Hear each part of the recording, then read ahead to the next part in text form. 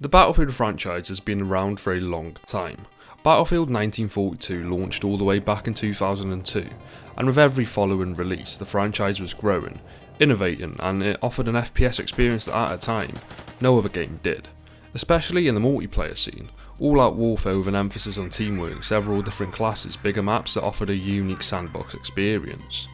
The early 2000s were a golden age for innovation in multiplayer gaming, and Battlefield 1942 was amongst the first titles to redefine what online shooters could be. It differed to the then popular shooters such as Quake, Doom and Counter-Strike.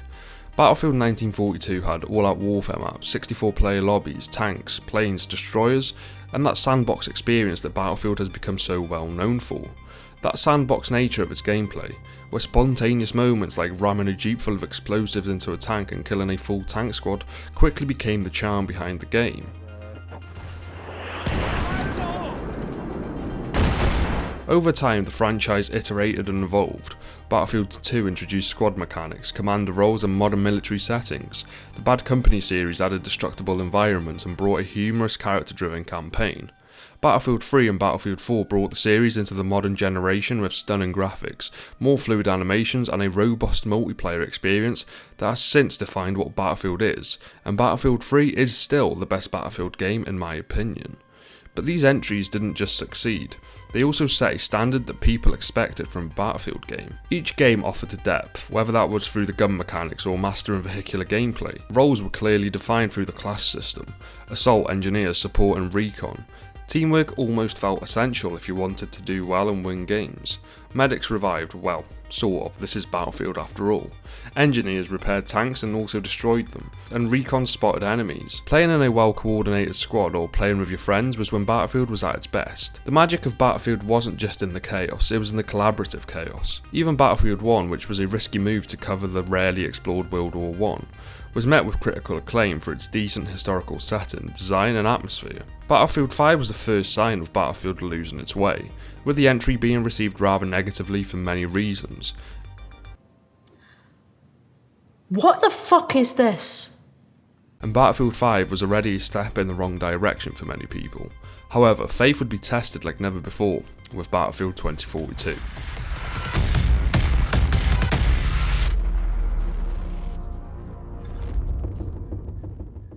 While most players only see the final product, the story of Battlefield 2042's failure began long before its release, with a development cycle plagued by mismanagement, changes in the vision of the game, and most importantly, corporate interference. Initially, 2042 was conceived as a near-future military shooter, a logical progression from the modern settings of Battlefield 3 and 4, and after back-to-back World War games, a return to a modern setting was what fans wanted. Developers reportedly wanted to focus on a grounded narrative set in a climate-ravaged future, where global superpowers relied on mercenary soldiers known as nopads to wage proxy wars. The theme had potential, a serious tone and a setting flexible enough for creative gameplay. But internal shifts and executive demands ruined that vision. EA's leadership, influenced by the commercial success of Apex Legends, Fortnite, Warzone and Call of Duty, began pushing for the inclusion of hero shooter elements. This led to the introduction of specialists, which directly contradicted Battlefield's class-based system that had become a fundamental feature of the Battlefield franchise. This pivot came late in development and forced redesigns, especially with rumours coming out that Battlefield 2042 was supposed to be a battle royale, but changed direction late on in development. Weapons and loadouts lost purpose. Suddenly, anyone could carry anything. Weapons and gadgets were no longer locked to any certain class. Anyone could use any weapons and any gadget, resulting in unstructured gameplay that obliterated any meaningful sense of teamwork and team cohesion that all previous games had. Shifting away from such a fundamental part of what made Battlefield to try and push skins into the game ultimately ended up being the wrong decision. But as with many 2020s era projects, Battlefield 2042's development was heavily impacted by the COVID-19 pandemic. Remote work led to communication breakdowns, reduced testing and a general slowing of production, but the pandemic didn't cause the core design issues, it only compounded them. Developers reported that much of the game remained unplayable even into the late alpha stages. Bugs, crashing systems and broken features piled up. Without reliable internal testing and with a rushed production schedule, the game wasn't looking great, and by the time the open beta was released, it became clear to many players and many developers that the game was nowhere near ready. Even Shroud came out and said that during playtesting a lot of the players were giving them meaningful feedback that they simply weren't taken on board. Battlefield 2042 was built on EA's proprietary Frostbite engine, which, while capable of stunning visuals, is notoriously difficult to work with, and many old devs that were already familiar with that engine had left DICE. Newer devs that came in may have not been as familiar with that engine, but they also had to meet deadlines, and a combination of the two led to the launch that players will never forget. The leadership at EA also refused to listen to internal warnings. Reports suggest that multiple developers voiced concern about the game's stability and the features. Instead of delaying, EA pressed forward, believing that the Battlefield name and aggressive marketing would carry the launch, and that post-release patches could clean up the mess. But they were wrong. If there's one thing players remember most vividly about Battlefield 2042 at launch, it's how broken the game was.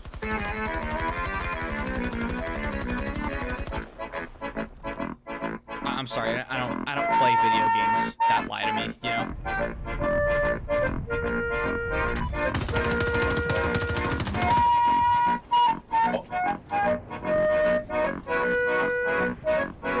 Yeah, doesn't do anything. Look at that.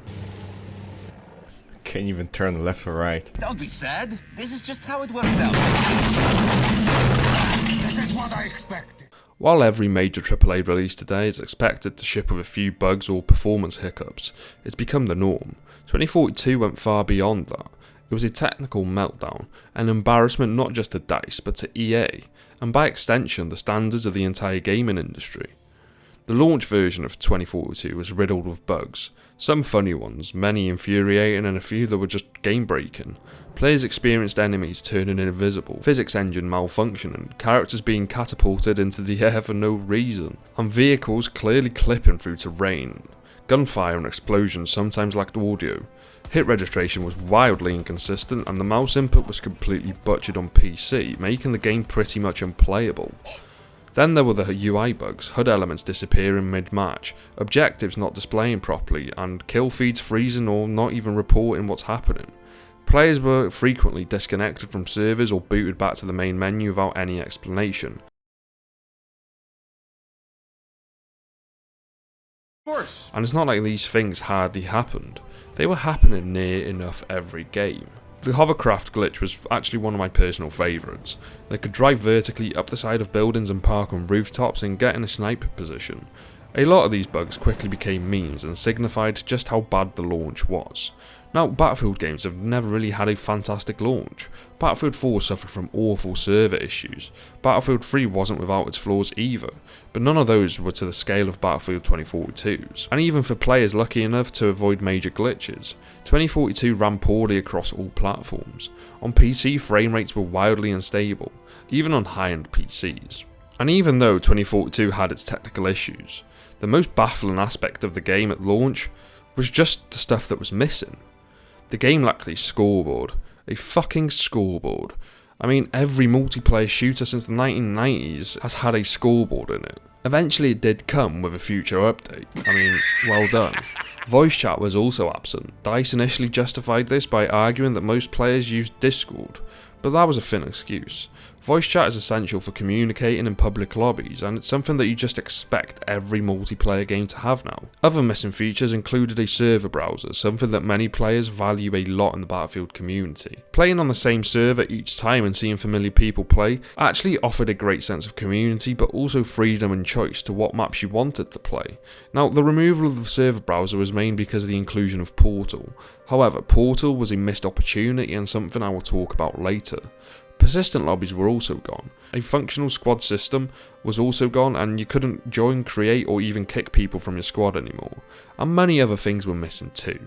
These were fundamental systems that had existed in previous Battlefield games for over a decade. Their absence made 2042 feel not like a step forward, but rather like an early alpha playtest, which was what the game felt like. Beyond the core all-out warfare mode, Battlefield 2042 shipped with two additional modes, Hazard Zone and Portal. Hazard Zone was a take on the popular extraction-based game mode inspired by games like Escape from Tarkov. It launched with poor balancing, hardly any content, with you playing the same maps as you would in the multiplayer game modes, and also no long-term progression. Support for the mode was stopped almost instantly and it was a massive flop. Before the launch it was hyped up to be the next big thing, but matches felt repetitive, stakes were low, and it quickly became the least played game mode. Portal was the other mode, and Portal actually looked interesting and was widely praised at first.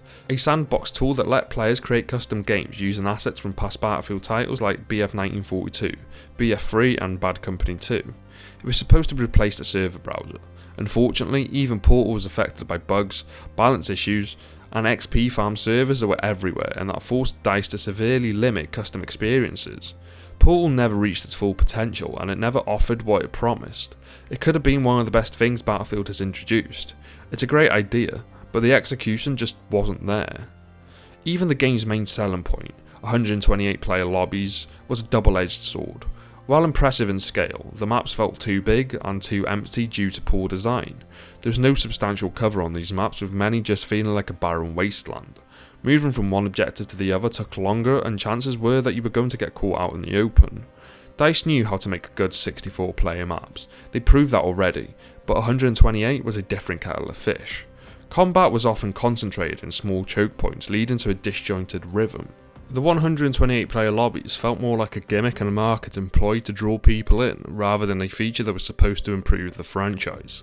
After launch, DICE issued a series of hotfixes and updates attempting to improve the game. While these patches addressed many bugs and gradually reintroduced features like the scoreboard and voice chat, progress was slow and inconsistent. Updates were often delayed and communication with the player base was sporadic at best. The studio initially promised rapid support but failed to meet those expectations. By the time many critical updates were added, some fixes to 12 months post-launch, the damage was already done. Player counts had plummeted and players were leaving way before even the first season of the game had come out. Trust had evaporated. The game's Steam reviews sat at mostly negative and even long-time fans had moved on. Battlefield 5 already pushed a lot of people away, but Battlefield 2042 reminded them it wasn't worth coming back. But for me, one of the most damaging aspects of Battlefield 2042 wasn't just its bugs or poor performance, it was that it didn't feel like Battlefield. Beneath the technical issues lay a more fundamental issue, a confused design philosophy that misunderstood what made the franchise successful in the first place. The result was a game that felt generic, disjointed, and out of touch with its player base. For 2 decades, Battlefield thrived on the synergy between its iconic class system, Assault, Engineer, Support, and Recon.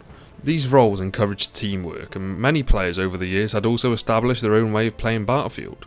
Many players would only play as Medic or Assault and would revive teammates, or Support where they would replenish ammo and help with vehicles. But that was gone and replaced with generic specialists that didn't fit the world they were designed for. The specialists didn't fit, their outfits were something you would see in a Call of Duty store, and the voice lines were even worse. What the fuck? Well, that was fun. Yeah! Compared to other titles that focused on military outfits and camos, 2042 steered away from that, and that was all done so they could sell bundles for each specialist in the store. The specialists frequently broke immersion. Post-match screens showed smiling characters celebrating, high-fiving or making awkward jokes, completely at odds with the grim tone of a world torn apart by environmental collapse and global warfare. By replacing the class system with specialists, DICE fundamentally destroyed a key pillar of what made Battlefield, Battlefield. Instead of fulfilling defined team roles, players were free to use nearly any weapon or gadget. Play your way approach sounded flexible on paper, but in practice it didn't work. Long-time players who had spent years playing their favourite class suddenly felt disoriented and unwelcome in a game that no longer rewarded their style of play. DICE had a chance to explore meaningful themes with Battlefield 2042's near-future setting. Climate change, refugee crisis, resource scarcity, these ideas were mentioned in promotional material and hinted at it in the opening cinematic, but the game never explored them in any meaningful way. Plus, there was no campaign to flesh out the world, no in-game events or storytelling to give the conflict a depth. The only real lore came through specialist bios and a few seasonal updates, none of which resonated. By comparison, Battlefield's 1 campaign gave emotional weight to World War I. Battlefield 3 and 4 grounded their multiplayer in a plausible global narrative. 2042 felt like it wanted to say something but just didn't know how, or worse, never really cared to. All of these changes added up to a single undeniable conclusion. Battlefield 2042 was not made for Battlefield fans.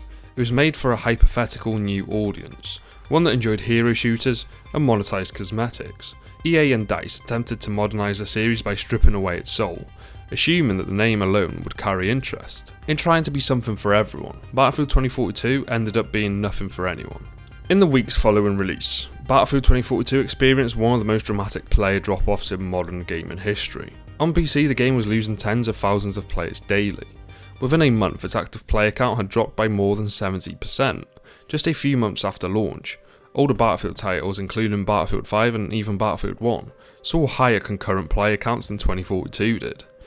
This wasn't only because of the bugs or missing features. Players gave up. The trust that had been slowly built over years, sometimes in the face of earlier missteps, was now fully gone. User reviews on Steam branded the game as mostly negative. Players were angry and disappointed. This game was supposed to be a return to form after the mixed reception of Battlefield 5, but it was anything but that. The failure of 2042 triggered a massive restructuring behind the scenes at DICE and EA. Key departures followed the launch. Oscar Gabrielson, general manager of DICE, left the studio. Long-time leads and senior developers were reassigned or exited altogether, and EA brought in Respawn Entertainment's Vince Zampella, the mind behind Titanfall and Apex Legends, to oversee the future of the Battlefield franchise. This management shake-up signalled a fundamental shift in how EA would approach the series going forward. The message was clear. Battlefield 42 had not just failed, it had lost EA's confidence. Internally, morale at DICE plummeted. Developers spoke anonymously to press about rushed timelines, poor upper management decisions, and a chaotic development environment. The studio, once considered one of EA's crown jewels, had its reputation severely tarnished. The ultimate repercussion was that Battlefield 2042 forced EA to rethink the future of the series from the ground up. In 2022, EA confirmed that the next installment in the franchise was already in development under a newly unified Battlefield universe, and attempted to rebuild the brand. But this time the goals were different. They would return to the class system with 64 player lobbies, destruction would be improved upon, and the game would have a more serious tone and would take inspiration from Battlefield 3. DICE and EA also wanted to rebuild trust with a core player base and focus on quality over quantity. The goal was to undo much of what 2042 had tried to be. DICE itself, under new leadership, began emphasising lessons learned and a renewed commitment to foundational gameplay. And with Battlefield Labs now fully underway and several leaks out there of the new Battlefield, it looks like a lot of what they promised they have actually done. As things stand, the next installment is shaping up nicely, but only time will tell how the final product will look. After all, Battlefield 2042 was ahead of schedule, and we all remember how that turned out. The story of Battlefield 2042 is a story of a franchise that has lost its way, a studio that misread its audience, and a fanbase that watched in disbelief as a game they once loved collapsed under the weight of its own contradictions. What was meant to be a bold leap into the future of large-scale multiplayer warfare instead became a potential franchise killer. Battlefield was about more than just shooting and the spectacle it created. It was about immersion to a certain extent, about scale, about chaotic sandboxes where no two battles felt the same. With 2042, much of that soul was lost in pursuit of broader appeal, live service monetization, and design philosophies borrowed from more commercially successful but thematically different franchises that didn't fit the Battlefield franchise at all. Player trust was broken, the studio's credibility was shaken, DICE's reputation was tarnished in a matter of months, but even then, people still played the game. Sure, it wasn't the sort of numbers you would expect from a Battlefield game, but at the end of the day, there is no other game out there that is offering something similar to that of Battlefield. Only recently Delta Force had tried to compete, but have somehow managed to make a worse multiplayer experience than 2042. There will always be interest around Battlefield. As have the recent leaks suggested, people still want to play Battlefield, they just want a game that is true to what the franchise once was. But throughout the life cycle of 2042, DICE and EA didn't walk away. Instead, they did the hard work of listening, patching and slowly rebuilding. Not just a game, but a relationship with their community. It was not a full redemption by any means, nor did it undo the initial damage. It improved the game, albeit from a 2 out of 10 to a potential 5 out of 10, but they didn't give up.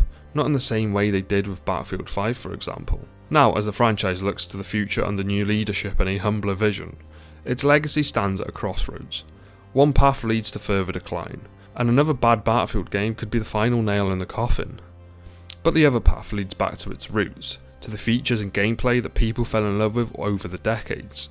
And as someone who loves the series and has been playing it for nearly 2 decades now, and 2042 was a game that I covered on this channel when I first started it, I hope the next Battlefield game is one that we can enjoy, and one that we deserve, because the last great Battlefield game we received was Battlefield 1. The failure of 2042 may yet prove to be a turning point. If the franchise is willing to learn from it, it can rise again. If not, then 2042 will stand as the harbinger of a legacy that was squandered. In either case, 2042 will be remembered, not for what it tried to be, but for what it revealed, and how studios and companies can ruin a beloved franchise in the pursuit of profit. And it represents just how low the bar has fallen for modern FPS games. Let's just hope the next Battlefield game is one that will be remembered for all the right reasons.